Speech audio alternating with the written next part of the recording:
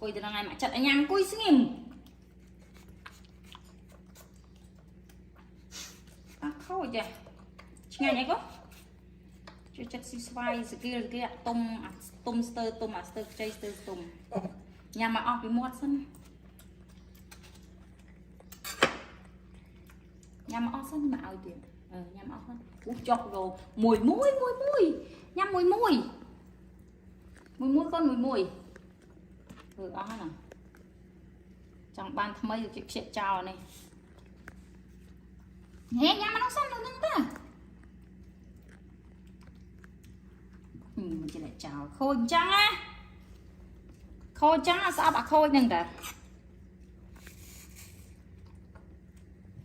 Nhà mà ông bị tái sân. Mình bị lại chào nếu mà anh trong chật tục ảo. Nhà nào mình phải em thì đó. Đây tình đồ. Nó chu đó.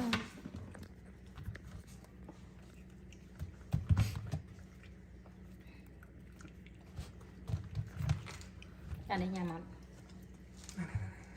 Này. Chộp này cái. Cùi, ăn nó phò này khó tí để ăn tới.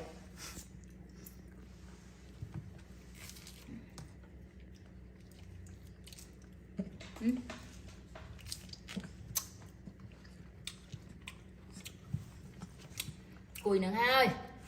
Thời nọ. Khơi ta đào mà nè. Như khơi nè. Đi xì xô đã bọ cho nè con nè, bọ. Đã cho con nè, đã cho nè. Cái xì ớt xay ra bên xì là bọt cháo nhỏ đó anh. Ngoài tầm nào.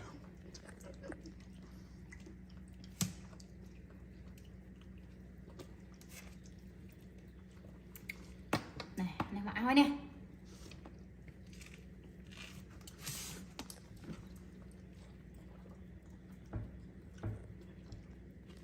Cùi, ọt là cùi nó làm là cùi cùi chót. Em à. Con giật tắt cho tông cùi rủa.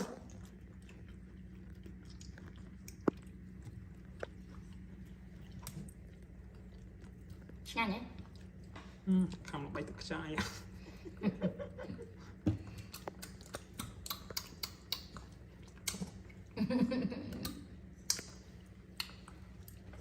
Hà.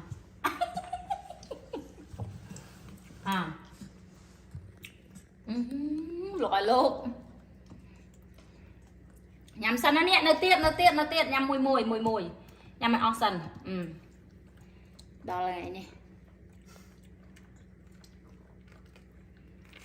Ọt khuyên mà bị tốt sự vật này. Xì chụp khá ta xì chăng. Ui bà lạ, cô cho nó bà lạ mà. Cô cho, no, cô cho.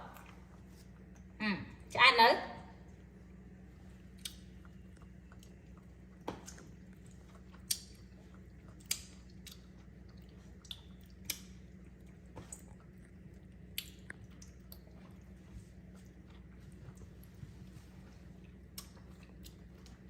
Được bắt cháu đó này.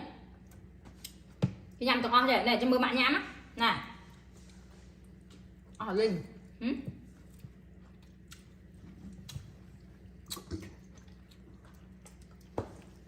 Nhà mày nhằm trong rồi bộ. Nhằm vậy. Nè. Nhằm vậy.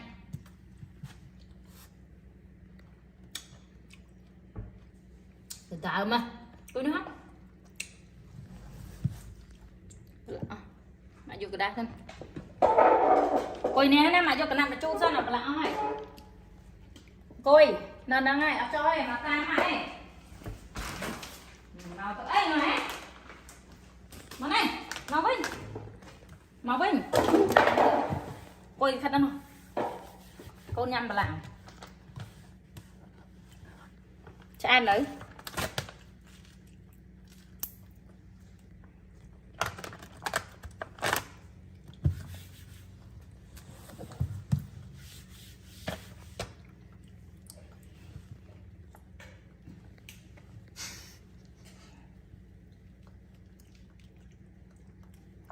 Lên cái đa. Ai đây?